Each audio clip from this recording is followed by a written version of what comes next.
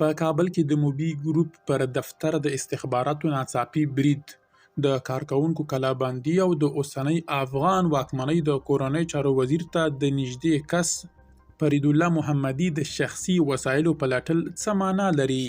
نن د ټولو نیوز د خبریالانو د محاکمې او د استخباراتي چاپې هغو جزئیاتو ته کتنه کوو چې تر اوسه چا نه دي ویلي. له موږ سره تر پایه پاتې شئ. درنو لیدونکو ستړي مه شئ. د افغان واکمنۍ د اطلاعاتو او کلتور وزارت تایید کړه چې د ټولو نیوز دوه خبریالان منصور نیازی او عمران دانش څو ورځې وړاندې د امنیتي ادارو لخوا نیول شوي دي. د وزارت ویاند وایي د دغو خبریالانو دوسیې محکمې ته استول شوي او تر څېړنې لاندې دي. که څه هم د نیول کېدو دقیق لامل پټ ساتل شوی، خو افغان واکمنۍ هغه راپورونه ناسم بللي چې ګواکې د دوی په اړه تر وخت وړاندې کومه پریکړه شوې ده.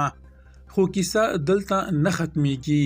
باوري سرچینې وایي چې د استخباراتو نږدې 40 وسلوالو غړو د ټولو نیوز دفتر کلابند کړی و.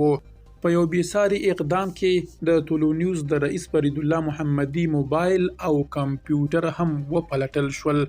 دا په داسې حال کې ده چې محمدي د کورنۍ چارو د وزیر له نږدې ملاتړو ګڼل کیږي.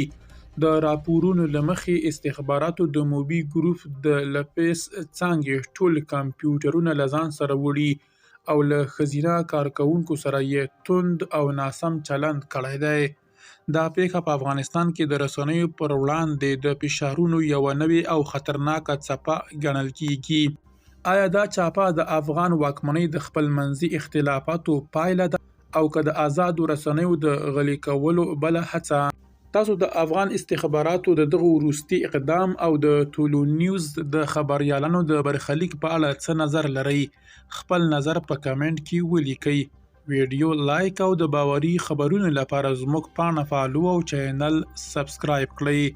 درنو لیدونکو له ملتیا مو مننه.